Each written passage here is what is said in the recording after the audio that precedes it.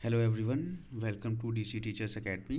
तो जैसा कि पिछले वीडियो में हम टेम्परेट साइक्लोन के बारे में डिस्कस कर चुके हैं, तो आज के इस वीडियो में हम बात करने वाले हैं ट्रॉपिकल साइक्लोन के बारे में। बहुत ही इंपॉर्टेंट टॉपिक है क्योंकि हमारे जो इंडियन सब कॉन्टिनेंट है वहाँ पर आपको मोस्टली ट्रॉपिकल साइक्लोन ही देखने को मिलते हैं। तो विद रिस्पेक्ट ऑफ इंडिया, अगर इंडिया के रिस्पेक्ट में हम देखें तो ट्रॉपिकल साइक्लोन से क्वेश्चन पूछे जाने की बहुत अधिक संभावना रहती है। तो चलिए स्टार्ट करते हैं।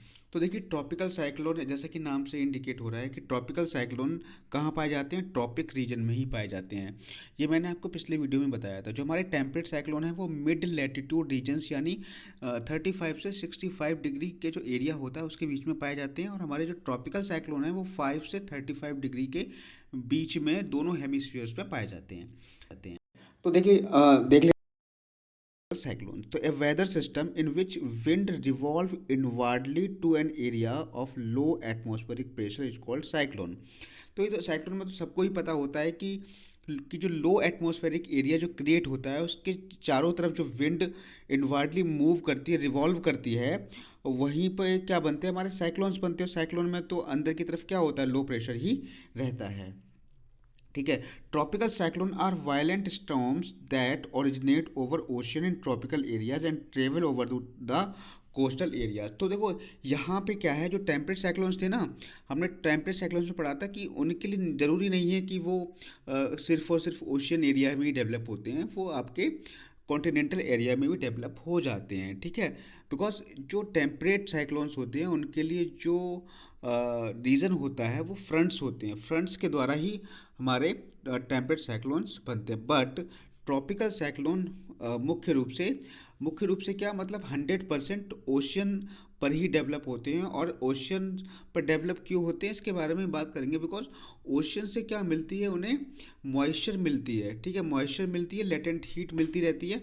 और जैसे ही वो कोस्टल एरिया की तरफ जाते हैं, और जैसे ही कोस्टल एरिया पर जाते हैं तो होता क्या है, लेटेंट हीट की सप्लाई उन्हें मिल नहीं पाती और उनका जो है दी एंड हो जाता है। कहने का मतलब ये है कि जैसे ही वो कोस्टल एरिया पे जाएंगे तो वहाँ पर क्या हो जाएंगे, वो डिसिपेट हो जाएंगे यानी ख़त्म हो जाएंगे।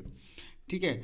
दे are irregular wind movement involving the close circulation of air around low pressure centre known as eye. तो कोई सभी के बारे में बात करेंगे, व्हाट इज आई वाल, what is convectional and what is rain bands क्या होते हैं, सभी के बारे में हम बात करेंगे। तो यहाँ पे मैंने बताया ना, जो जहाँ पर जो लो प्रेशर एरिया क्रिएट होता है ना, तो उसके चारों तरफ जो विंड रिवॉल्व करती है, तो जो लो प्रेशर वाला एरिया होता है ना उसको हम आई कहते हैं। वहाँ पे जो क्लाइमेट होती है ना बहुत ज़्यादा शांत होती है, वहाँ आसमान भी आपको नीला दिखाई देगा, वहाँ पे बारिश नहीं होगी, बहुत शांत वातावरण वहाँ पर होता है, जैसे कि हमारे एंटी साइक्लोन्स में होता है। ठीक है। क्यों होता है उसके बारे में भी हम बात करेंगे। अब यहाँ पे हम देख लेते हैं टाइप्स ऑफ ट्रॉपिकल साइक्लोन्स। तो ट्रॉपिकल साइक्लोन्स कौन कौन से, एक तो होता है ट्रॉपिकल डिप्रेशन, इसकी जो स्पीड होती है 35 मील पर आवर होती है। फिर है ट्रॉपिकल स्टॉर्म, स्पीड थोड़ी ज़्यादा हो जाती है, 39 से 73 मील्स पर आवर हो जाती है। हरिकेन, तो यहाँ पे ना इंपॉर्टेंट है, हरिकेन हरिकेन का पूछ सकता है। हरिकेन जो है इसकी विंड स्पीड जो है 74 मील्स पर आवर से ज़्यादा होती है। और मेजर हरिकेन्स जो होते हैं उनकी more than 111 meals per hour के लगभग होती है। और इनको मापते किस पे, हरिकेन को सिम्पसन स्केल के द्वारा इन पे मेजर्ड किया जाता है। ठीक है, ये चीज़ आपको ध्यान रखनी है। तो देखो यहाँ पे ना इससे आपका क्वेश्चन बन सकता है कि इनको ना आपको सीक्वेंस में लगवा सकता है। तो सबसे अगर अगर ये मतलब हायर टू लोअर स्पीड की बात करें तो सबसे पहले क्या आएगा, हरिकेन आएगा, फिर आपका ट्रॉपिकल स्टॉर्म आएगा, फिर ट्रॉपिकल डिप्रेशन आएगा। और लोअर टू हायर की बात करें तो आप उल्टा कर देना। ठीक है, ऐसे भी क्वेश्चन आपसे बन सकता है या फिर स्पीड को मैच करा सकता है। ठीक है। अब देखिए कंडीशंस क्या होती हैं, ये मोस्ट इंपॉर्टेंट है, हर बार क्वेश्चन बना है आपके एग्जाम में। और इसी से ही ये मान के चलो, ये जो साइक्लोन से अगर क्वेश्चन बनता है ना तो ट्रॉपिकल साइक्लोन से क्वेश्चन पूछे जाने की संभावना ज़्यादा रहती है, और वो यहीं से पूछता है स्टेटमेंट के फॉर्म में।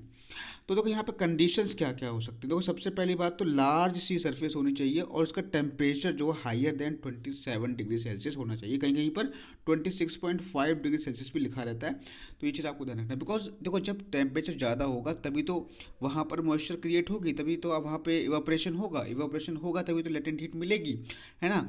तो कहने का मतलब ये है कि जब तक कंडीशंस इवोपरेशन के लिए, मॉइस्चर बनने के लिए टेम्परेचर अवेलेबल नहीं होगा, तब तक आपका साइक्लोन्स नहीं बनेगा। तो उसके लिए जो आइडियल टेम्परेचर है वो 26.5 या 27 डिग्री सेल्सियस से ज़्यादा होना चाहिए। ठीक है। Presence of Coriolis force, Coriolis force क्या करता है? कोरियोलिस फोर्स जो है जो एयर होती है जब ऊपर उठती है गर्म होकर के, वेपर जो होती है उसको क्या करता है, रोटेट करने का काम करता है, रिवॉल्व करने का काम करता है। ठीक है, तभी तो घूमता हुआ दिखाई देता है वो। तो यहाँ पे कोरियोलिस फोर्स भी एनफ होना चाहिए। ठीक है। अब आप कहोगे सर 0 to 5 डिग्री तक आपके कोई भी साइक्लोन्स नहीं बनते हैं। क्यों नहीं बनते हैं? बिकॉज वहाँ पे जो है ना, वहाँ पर आपकी ट्रेड विंड्स नहीं चलती, बहुत ही शांत एरिया होता है वो।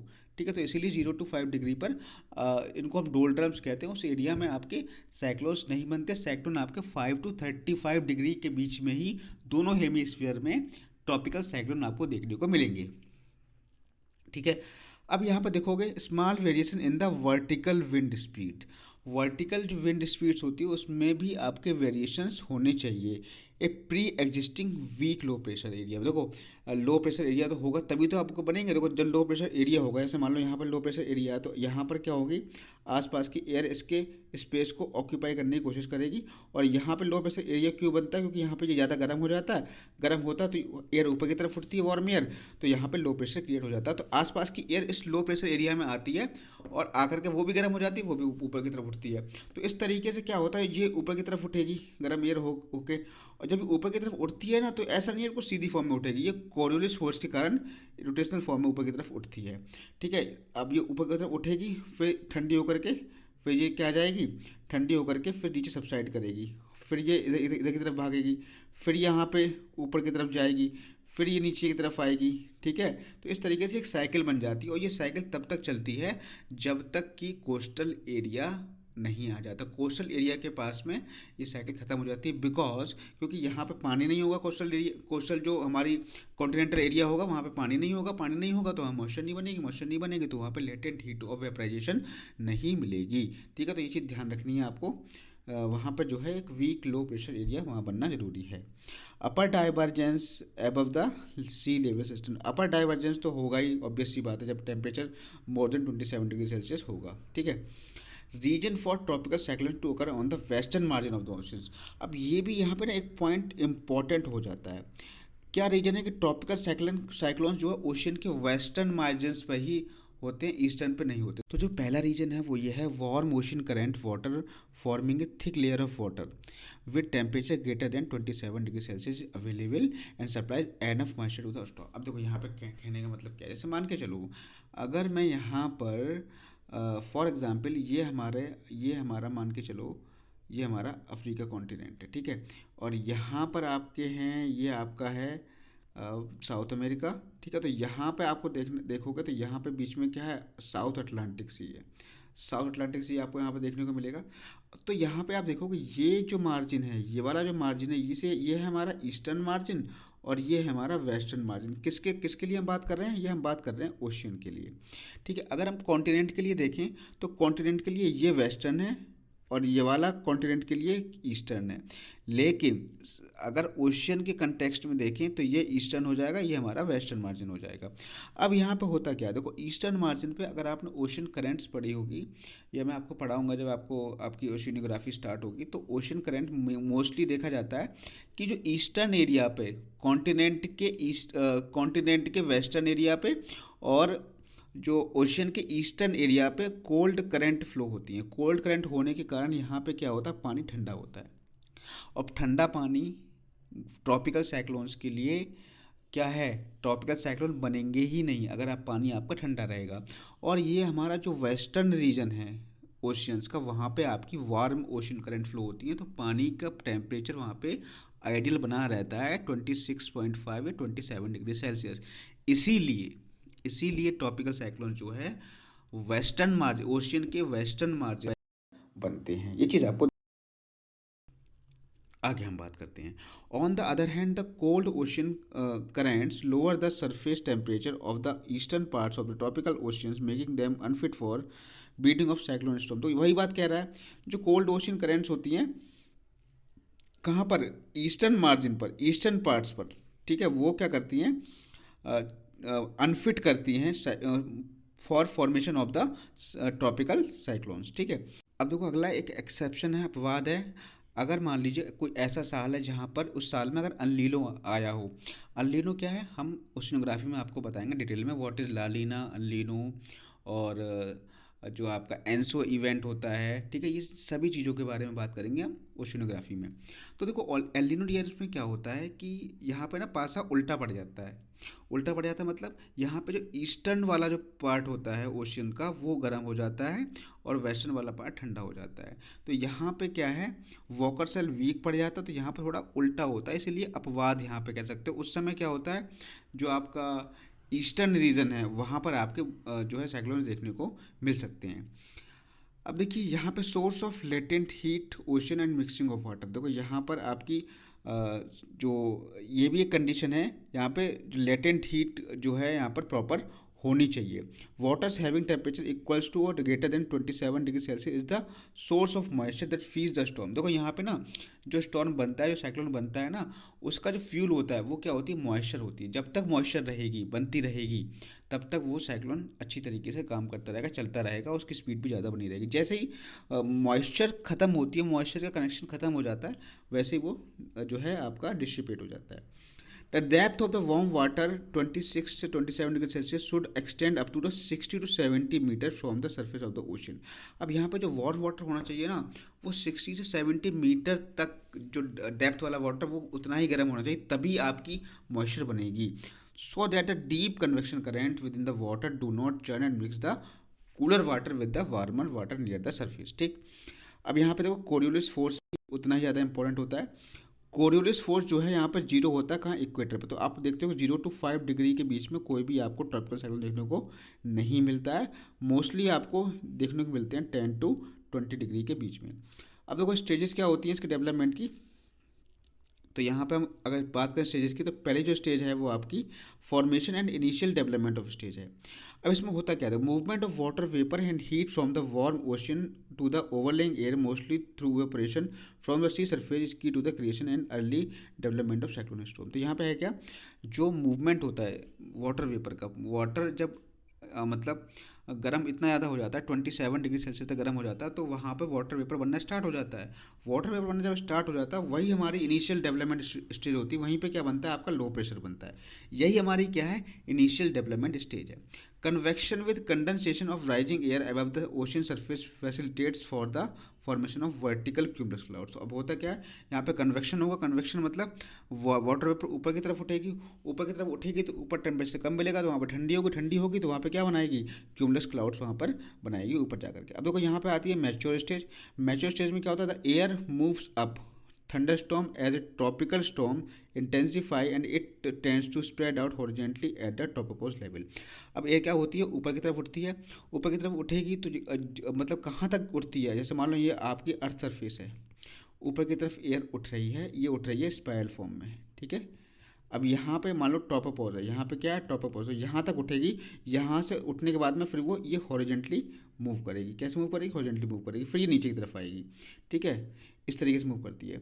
तो horizontally at the tropopause level when air spreads out positive pressure is created at the high altitudes accelerating the downward migration of air due to the convection. अब यहाँ पे क्या होगा, यहाँ पर एयर जब ठंडी पड़ जाएगी, जब ठंडी पड़ जाएगी तो एयर ठंडी होकर के क्या होती है, नीचे की तरफ आती है।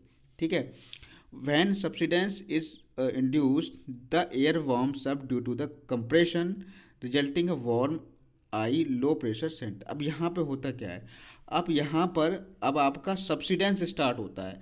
ऊपर ठंडी हो गई, ठंडी होने के बाद में एयर नीचे भी तो आएगी, ठंडी भी तो होगी, मतलब ठंडी हो गई तो अब भारी हो गई है, तो यहाँ पे लो प्रेशर क्रिएट हो गया, यहाँ पे हाई प्रेशर क्रिएट हो गया, तो एयर हमेशा हाई प्रेशर से लो प्रेशर की तरफ आएगी, तो ये नीचे की तरफ मूव करेगी।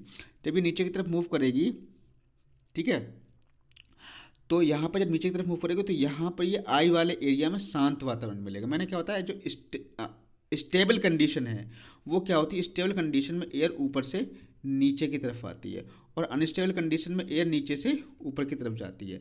ठीक है, ये चीज़ मैंने आपको पहले बता दी थी।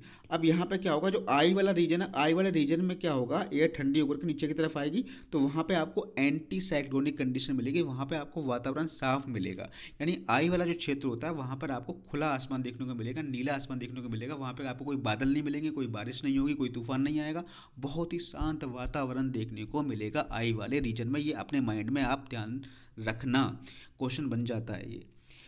ठीक है, a mature tropical cyclone in the Indian Ocean has a concentric pattern of turbulent large cumulus thunder clouds band as it important physical feature. अब देखो यहाँ पे जो ट्रॉपिकल साइक्लोन का जो फीचर होता है ना, उसमें क्या होते हैं, क्लाउड के बैंड्स होते हैं, जिन्हें आप रेन बैंड्स भी कहते हैं, अभी हम डायग्राम में देखेंगे।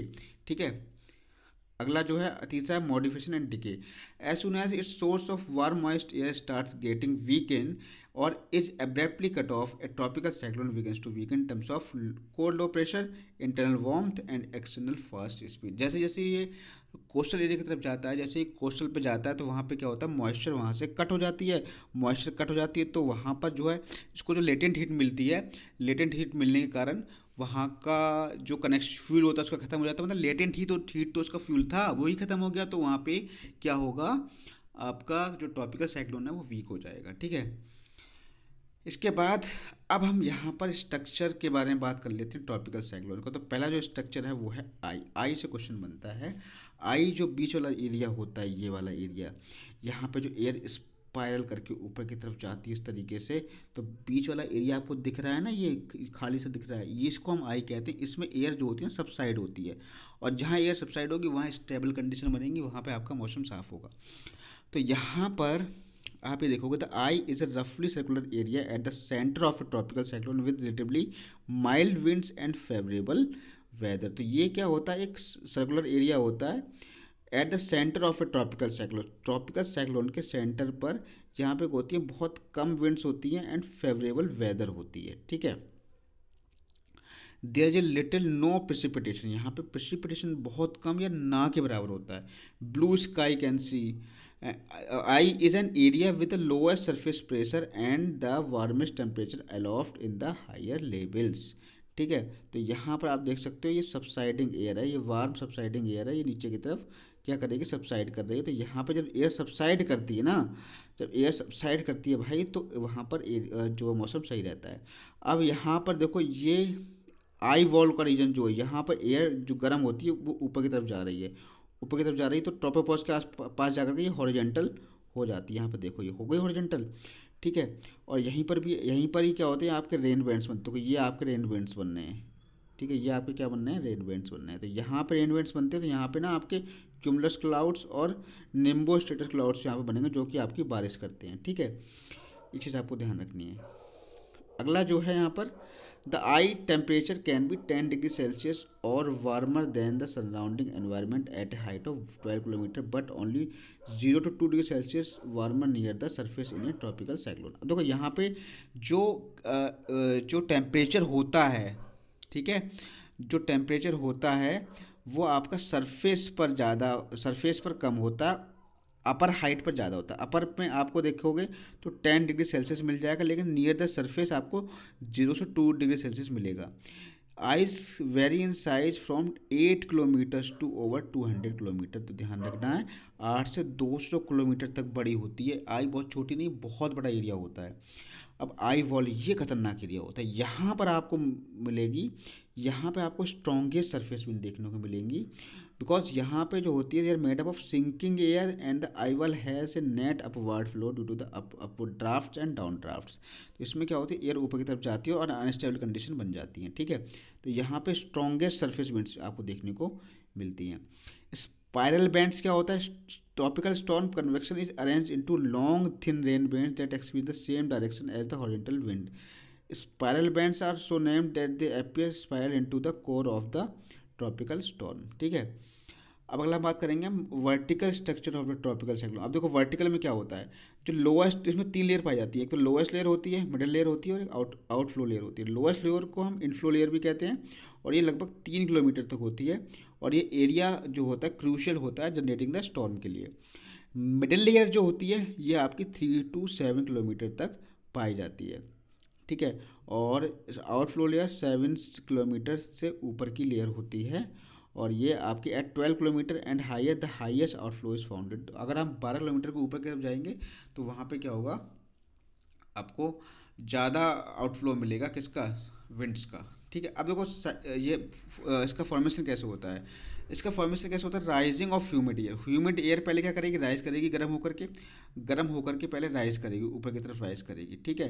राइज करेगी तो एडियाबेटिक लेफ्ट साइड मैंने पढ़ाई है, एडियाबेटिक लेफ्ट साइड में क्या होता है, ये ऊपर की तरफ बढ़ रही है, फैल रही है, तो यहाँ पे क्या होगा, यहाँ पर टेम्परेचर कम होगा, बिकॉज ये फैल रही है ना, क्योंकि वहाँ पे ना तो ये बाहर से एनर्जी ले रही है ना ही एनर्जी दे रही है, तो उसको हम कहते हैं एडियाबेटिक प्रोसेस। अब यहाँ पे आपको बिना एनर्जी दिए बिना एनर्जी लिए चेंज करना है, तो उसका वॉल्यूम चेंज होगा, मतलब ऊपर जाएगी तो उसको वॉल्यूम उसका बढ़ेगा, वॉल्यूम बढ़ेगा तो वहाँ पे टेम्परेचर कम होगा, इसको हम कहते हैं एडियाबेटिक लेप्स रेट।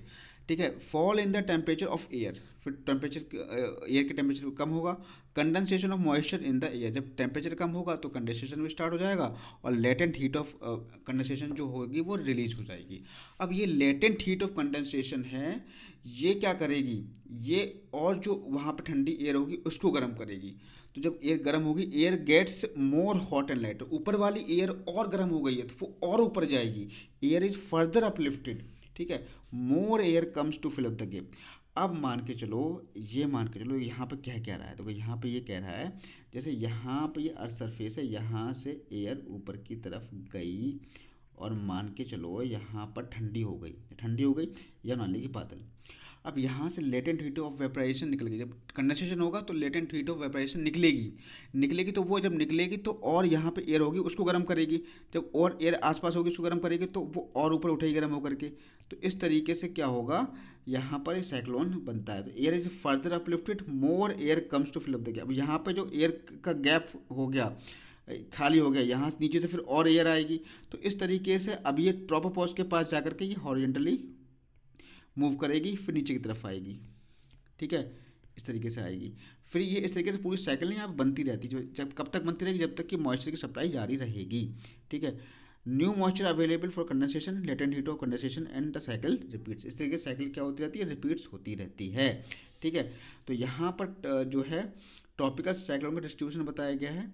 तो नेमिंग ऑफ साइक्लोन्स क्या होता है, मतलब किस तरीके से इसका नेम रखा जाता है। तो naming of cyclones in Bay of Bengal and Arabian Sea जो है कब स्टार्ट हुआ था, सितंबर 2004 में स्टार्ट हुआ था, जब आपकी सुनामी आई थी, कब, 2003-4 में, कहाँ पर, इंडियन ओशन में।